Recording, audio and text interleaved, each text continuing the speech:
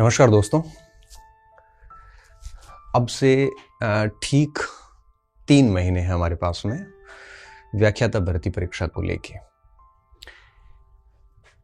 मार्च लगभग आधा जा चुका है, फिर मार्च से अप्रैल, अप्रैल से मई और मई से जून। तो अप्रैल मई 2 पूरे महीने हैं, आधा मार्च का महीना है, आधा हमारे पास में जून का महीना है। 3 महीने का समय रहा है और व्याख्याता भर्ती परीक्षा जून में प्रस्तावित है। सीट वगैरह बढ़ भी जाती है, तब भी परीक्षा की तिथियां आप यही मान के चलिए, बड़ा सौभाग्यशाली है कि एग्जाम्स की डेट ऐसे आई हुई है कि आपका फर्स्ट ग्रेड खराब हो जाता है। खुदा न खास्ता सपोज करो क्योंकि सब तो सेलेक्ट होंगे नहीं, खराब हो जाता है, तब भी आपके पास में वरिष्ठ अध्यापक, प्रोफेसर और अध्यापक 3 ऑप्शन खुले रहेंगे। आपका शानदार हो जाता है, तब भी आपके पास में एक बढ़िया ऑप्शन आगे प्रोफेसर का खुला रहेगा। तो एक अच्छा अपॉर्चुनिटी है कि यहाँ से चीज़ें बिगड़ने के बाद में भी ऑप्शन है और ख़राब हो जाने के बाद में भी ऑप्शन है। हम दोनों के बारे में सोच के चलते हैं तो ज़्यादा बेहतर रहता है, क्योंकि मैंने देखा है सफलता के लिए हम सब तैयार हैं, असफलता के लिए हम बिल्कुल मानसिक रूप से तैयार नहीं हैं, जो कि हमें होना चाहिए। जो व्यक्ति असफलता के लिए भी रेडी रहता है, वो असफल होने के बाद समय खराब नहीं करता और बहुत ताकत से अपना काम शुरू कर देता है और वो बहुत जल्द सफल हो जाता है। ठीक है, तो देखिए व्याख्याता को 3 महीने में कैसे ठीक से मैनेज करें। एक अच्छा जो भी मेरा एक्सपीरियंस है उसके बेस पे मैं बात करूँगा और क्या करना है, कैसे करना है, ताकि आपको डिसीजन लेने में आसानी होगी। क्योंकि व्याख्याता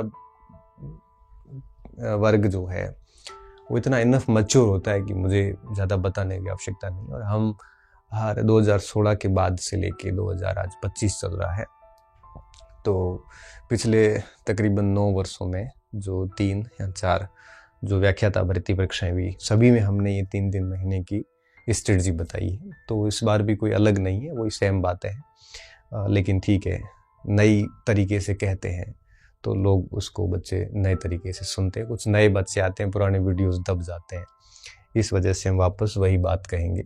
देखिए होता है क्या, आपके 2 पेपर है इसमें।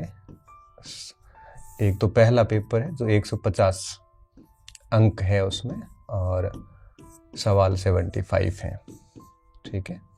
और दूसरा जो भाग है उस पेपर में 300 अंक हैं और सवाल है आपके 150 प्रश्न हैं। तो कुल मिला के आप मान के चलिए कि 450 नंबर का पेपर है। और हम गलती क्या करते हैं, जनरली स्टूडेंट स्टक हो जाता है सेकंड पेपर पे, खूब सारा पढ़ लेता उसको, और इसको हम इग्नोर कर लेते हैं क्योंकि सब्जेक्ट पढ़ना हर किसी को पसंद होता है। फर्स्ट पेपर में तो क्या है कि जैसे साइंस के स्टूडेंट हैं, उसको इतिहास, पॉलिटिकल साइंस, ज्योग्राफी, उसमें मज़ा नहीं आता। और जैसे इतिहास के लोग हैं या ह्यूमैनिटीज़ के जो स्टूडेंट हैं, उनको वही वापस फर्स्ट पेपर के अंदर मैथ है, साइंस है, इंग्लिश है, रीजनिंग है, इनमें हमें मज़ा नहीं आता। ठीक है, तो ठीक है, इसको थोड़ा सा यूँ मान लिया जाता है, हालांकि कई बच्चों की ये बहुत मजबूत पकड़ होती है। तो अब देखिए हमें क्या करना है। अब 300 और 150, 450 अंकों का है टोटल। अभी 3 महीने शेष रहे, तो 3 महीने की मांग क्या है, 3 माह की मांग है क्या, क्या डिमांड करती है आपसे। अब मैं क्या कहना चाह रहा हूँ कि 3 महीने में हमें क्या करना चाहिए ऑलमोस्ट। ठीक है, पहली बात कि एटलीस्ट 3 महीने में 2 बार सिलेबस हो जाए, बस 2 बार पाठ्यक्रम हो। एक बार पहले कर लो और एक बार आपकी परीक्षा से 15 दिन पहले। क्योंकि एक बात हमेशा जीवन में ध्यान रखना, हम तभी गलतियां करते हैं, उसी परीक्षा में गलतियां होती है जिसका लास्ट 15 दिन में एक बार मोटा मोटा रिवीजन नहीं होता। जब एक बार आप परीक्षा से ठीक 15 दिन पहले रिवीजन कर लेंगे तो आपकी देखना एरर जो है वो बहुत कम होगी। देखो खत्म तो नहीं होगी एरर, किसी से नहीं होती है, मेरे से भी होती है, आपसे भी होती है। 15-20% सभी के गलत होते हैं, ये एक आम है और इससे कोई बच नहीं सकता। ठीक है, अगर आप लास्ट 15 दिन में अच्छा रिवीजन कर लेते हैं और पेपर में बहुत सचेत होकर पेपर अटेंड करते हैं तो 20 की जगह 15 गलत करोगे, बस फर्क इतना ही आता है। 5 से प्रश्नों को बचा सकते हैं हम, इसलिए, और वो सिलेक्शन के लिए अहम होते हैं। तो पहली तो डिमांड ये रहेगी इन 3 महीनों में कि आप कम से कम 2 बार पाठ्यक्रम पढ़ें। एक बार जैसे मान ला कि आपने 2 महीने में 1 बार पढ़ लिया और पीछे आगे 15 दिन में दूसरी बार और पढ़ लिया आगे, तो ये हो गया 2 बार। मतलब एक 15 डेज लास्ट वाला ये तो पढ़ना ही पढ़ना। इससे पहले अगर आप 2 बार करके 15 दिन वाला तीसरी बार कर लेते हैं तो सोने पे सुहागा है। लेकिन एटलीस्ट कम से कम आपको 2 बार एक सिलेबस पढ़ना है। और मैं ये बात दोनों की कर रहा हूँ, फर्स्ट पेपर की भी कर रहा हूँ, सेकंड की भी कर रहा हूँ। एक तो आप ये कर लेना कि 2 बार, कम से कम 2 बार पाठ्यक्रम कर लो और परीक्षा से 15 दिन पहले 1 बार पाठ्यक्रम पूरा हो जाए, इतना काम जरूर कर लेना, पहली बात। दूसरी बात, प्रीवियस ईयर्स क्वेश्चंस खूब सारे हल कीजिए। आप कह रहे हो सर हमने एक किताब कर ली, तो दूसरी और लाइए, दूसरी करिए, दूसरी करने के बाद पहली फिर वापस कर लीजिए। क्योंकि जितना अधिक अभ्यास होगा उतना कॉन्फिडेंस आएगा, उतना ही आपको प्रश्नों की प्रकृति समझ में आएगी कि किस चैप्टर से कैसे प्रश्न बनते हैं, उतना ही आपका माइंड अलर्ट होगा, प्रश्न पढ़ने के तरीके पता चलेंगे, ऑप्शन निकालने के, फंसाने के आपको जो एक तरीके होते हैं वो पता चलेंगे। आप एक परिपक्व होते जाएंगे, हर एक पेपर आपको परिपक्वता ले आता है आप में। इसलिए अधिक से अधिक ये करते जाइए, रिवीजन के साथ में ये PYQs करते रहिए। अब आप कह सकते हो सर हमारी टेस्ट सीरीज ज्वाइन की हुई है, तो क्या करें? टेस्ट सीरीज दी हुई है तो ठीक है, 1 दिन 2 दिन टेस्ट, सप्ताह में 1 आधा दिन पूरा दिन पढ़ के टेस्ट सीरीज को दे दो आप। बाकी 6 दिन जो रहते हैं, 5 दिन रहते हैं, उन 5 दिन में पूरा दिन ये रिवीजन करिए या पढ़िए, रिवीजन का ही टाइम है वैसे अब। और 1-2 घंटे दिन के अंदर जैसे थक जाते हो या आपका कॉन्फिडेंस डाउन हो जाता है, आपको कुछ भी अच्छा नहीं लग रहा होता है, अंदर से फीलिंग आती है कि मुझे कुछ भी याद नहीं है, ऐसे समय आप ये PYQs की पुस्तक निकालिए और उसमें से 20, 30, 40 1 गो में बढ़िया सवाल सोल्यूशन कर लीजिए। व्याख्याएं पढ़ते हो तो ठीक है, क्योंकि यह परीक्षा का टाइम ऊपर है, और फटाक से अगर व्याख्याएं पहले आपने पढ़ी, अंडरलाइन कर रखी है, तो जो पॉइंट अंडरलाइन किए हुए वो ही पढ़ लीजिए, सारी लाइंस पढ़ने की आवश्यकता नहीं है। तो PYQs अधिक से अधिक करिए, ये 3 महीने की डिमांड रहती है। ठीक है, ये अभ्यास हो गया, ये रिविजन हो गया, ये 2 चीजें अगर ढंग से हो जाती है ना तो आपका सिलेक्शन आराम से होता है। हालांकि सीट का इश्यूज है, मगर वो इश्यू हमारे हाथ में नहीं है, हम तो यही कर सकते हैं। तीसरी बात, इस समय आप अपनी पाठ्य सामग्री जो है वो उस पर पूरा भरोसा रखें। पाठ्य सामग्री परिवर्तन किसी भी हाल में ना करें, क्योंकि अगर पाठ्य सामग्री में परिवर्तन करते हैं तो आप पीछे रहोगे। क्यों? क्योंकि मैंने कहा ना, रिवीजन तभी होता है जब आप वही पुरानी पुस्तकें पढ़ते जाओगे। आप जिन नोट्स को या जो भी आपकी सामग्री जो पढ़ रहे हैं वही बार बार पढ़ोगे, तभी पार पड़ेगा। अगर आप सोच रहे हो कि आप नई नई किताब ला के पढ़ लोगे, संभावना ही नहीं है। जैसे आज मान लो मैं एक नई किताब लेके आऊँ, अब वो नई किताब मुझे पहली गो में पढ़ने के लिए 1-1.5 मिनट लगेगा ही लगेगा कम से कम। उसके बाद, क्योंकि अब एक ही किताब तो होती नहीं है, बहुत सारी किताबें होती है, और उसको दूसरी बार तीसरी बार करते करते आप मान के चलिए किताब को ठीक तरीके से दिमाग में बिठाने के लिए 6 से 7 महीने चाहिए। क्योंकि एक बार पढ़ोगे, फिर दूसरी बार, तीसरी बार, 3 बार पढ़ेंगे तो कम से कम 3 से 4 महीने लग जाते हैं। बीच में 15-20 दिन का गैप भी आ जाता है, फिर अभ्यास करना पड़ेगा, फिर वापस एक बार देखना पड़ेगा।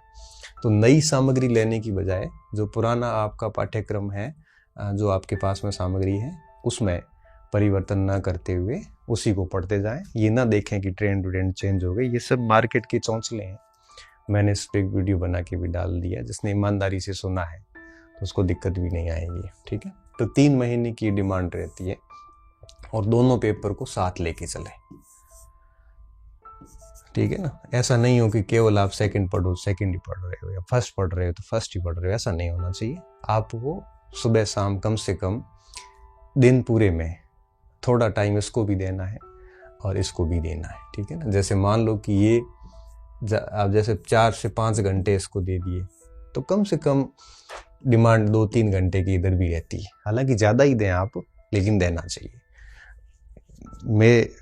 जब मेरी परीक्षा थी तो हमारा क्या शेड्यूल रहता, हालांकि शेड्यूल पूरी तैयारी के दौरान हर पीरियड का अलग रहता है। परीक्षा के टाइम में क्या रहता था वो मैं बता देता हूँ आपको एक बार, थोड़ा सा मोटा मोटा।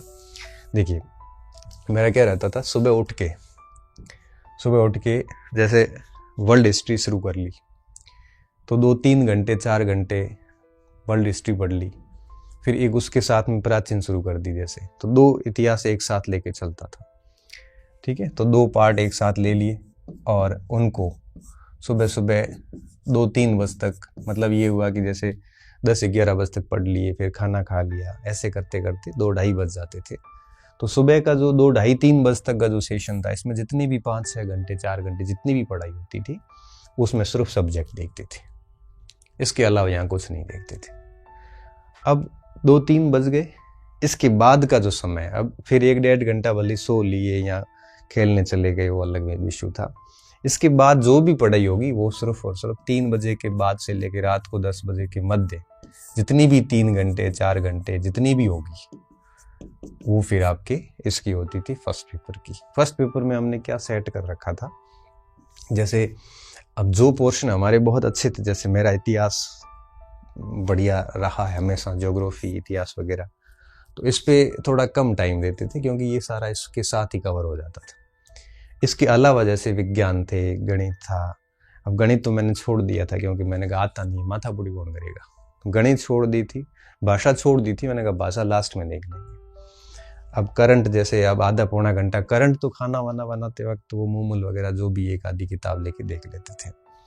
इसमें क्या करना होता था, जैसे 2 से 1-2 घंटे डेली मनोविज्ञान, और ये अब पेडागोजी नया आ गया, ICT वगैरह, तो 1-2 घंटे आप डेली इसको दे दो, 1 से 1.5 घंटे। अब ये किसी का बहुत अच्छा है तो उसको आप कम भी दे सकते हो। अब 1.5-2 घंटे क्यों जरूरी है, क्यों जरूरी इसलिए है कि देखो पेडागोजी ICT के 10-12 सवाल यहाँ पॉसिबल हैं, और मैनेजमेंट, एजुकेशन, सिनेरियो और मनोविज्ञान 5-5 सवाल तीनों के करें तो 15 इधर पॉसिबल है। 15 और 10 होते हैं 25, तो कम से कम 25 और अधिकतम 30, 25 से 30 सवाल यहाँ आने वाले, तो इसको आपको 2 घंटे देने चाहिए। यहाँ क्या है कि अगर बहुत बढ़िया पढ़ लिया जाए, पेपर थोड़ा फेवर में आया, तो 80% तक सवाल सही किए जा सकते हैं, ठीक है। ये ऐसा पोर्शन है जो साइंस वगैरह, लैंग्वेज, ह्यूमैनिटी सबके लिए बराबर मैटर करता है। तो आपको क्या करना चाहिए, 2 घंटे किसको देने चाहिए, मनोविज्ञान plus ICT plus pedagogy plus आपके education scenario in Rajasthan plus management. ये कितने हो गए, 5 पार्ट है ये। और इनकी तो क्या, मैनेजमेंट को छोड़ दिया जाए बाकी की एक ही किताब आ जाती है, ठीक है। इसको 2 घंटे कम से कम दे दो। अब इसके अलावा 1-1.5 घंटा आप है वो एक सब्जेक्ट फिर शुरू कर दो। अब आप इसको कैसे मैनेज करते हो ये आपके ऊपर है। किसी का ये सब्जेक्ट बहुत स्ट्रॉन्ग हो चुका है, तो ऐसी स्थिति में आप है वो इसको थोड़ा एक्स्ट्रा टाइम भी दे सकते हो। किसी का जैसे ये पोर्शन बहुत शानदार है, तो 2 घंटे इसकी जगह आप इतिहास और इनको दे सकते हो। करंट अफेयर्स आप है वो बीच के टाइम में कभी भी ले सकते हो, फ्री टाइम में पढ़ सकते हो, ठीक है। और पीछे क्या बचता है, साइंस वाले बच्चे हैं वो साइंस को छोड़ के 1-2 घंटे आर्ट्स को दे दीजिए इसके अलावा। और आर्ट्स के जो बच्चे हैं उनको लगता है कि उनका इतिहास वगैरह तो ठीक होता है वैसे, तो वो 1-2 घंटे आपकी साइंस के पोर्शन को देके, साइंस गणित वगैरह, उसको गणित अच्छा नहीं है तो फिर आप अपने आर्ट्स के पोर्शन को 1-2 घंटे बढ़िया दे दीजिए, थोड़ा साइंस अच्छा कर लीजिए। तो इसको ऐसे मैनेज करो कि आप है वो 75 में से कम 65+ प्रश्न अटेंड करने की स्थिति में हो, क्योंकि आप ज़्यादा से ज़्यादा 10 नंबर का पोर्शन सिलेबस छोड़ सकते हैं फर्स्ट पेपर में। तो 65 अटेंड करते हैं तो 65 की तैयारी बढ़िया कर लो। 65 की बढ़िया तैयारी करते हैं तो आप मान के चलिए कि आप 45 के आसपास सवाल कर सकते हैं। अब 45 सवाल का मतलब होता है 90 मार्क्स। 90 मार्क्स इधर आते हैं, इधर अगर सब्जेक्ट बहुत शानदार है तो सिलेक्शन हो जाता है। तो कहने का मतलब ये है कि आप कम से कम 3-4 बजे के बाद जितना ज़्यादा खींच सकते हो फर्स्ट पेपर को भी आप 3-4 घंटे दें, और मॉर्निंग में सुबह से लेके और शाम को मतलब दोपहर में 2-2:30 बजे तक जितना भी आप सेकेंड पेपर पढ़ सकते हैं पढ़ें, क्योंकि मैनेज दोनों को साथ में करना बहुत ज़रूरी है। Sorry sorry.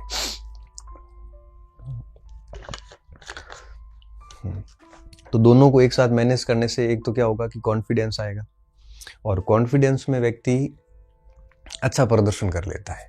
कॉन्फिडेंस खरीद नहीं सकते, मेरे देने से कॉन्फिडेंस आपको नहीं आएगा। कॉन्फिडेंस तभी आएगा जब ये 450 का सिलेबस आप एक साथ लेके चलेंगे, तब अंदर से लगेगा कि हाँ अब ठीक स्थिति है।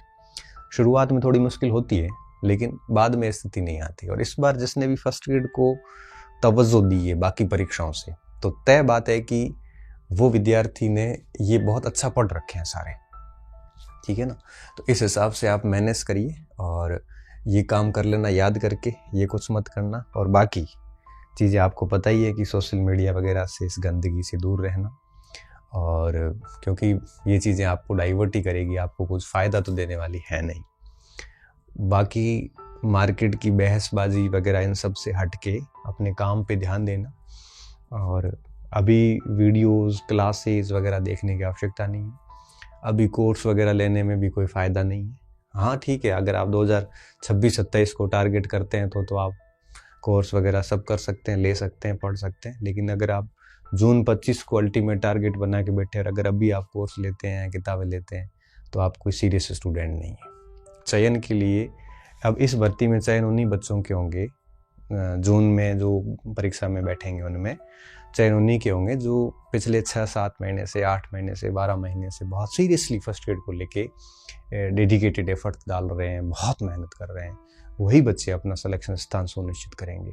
और पिछले इतने समय में जितना भी आपने पढ़ा है, बस मैं कह रहा हूँ उसको आप 2 बार बढ़िया रिवीजन कर लेना, और ये PYQs बढ़िया निकाल लेना, करंट वगैरह ठीक रखना, क्योंकि देखो करंट अफेयर्स है, मनोविज्ञान, ICT, इसके साथ में आप करंट जोड़ दो 2 घंटे में, ये भी जोड़ दो साथ में। अब आप सोचिए कि ये 40 प्रश्न है सीधे, current, management, education scenario, pedagogy, ICT, मनोविज्ञान, इनसे मिला के 40 प्रश्न आते हैं। अब इस 40 प्रश्नों का मतलब होता है 80 अंक, और इधर आते हैं ये 280 का करो तो वो 80 का वो होता है, 360 का ये 2 हो जाता है, यही सिलेक्शन हो जाता है।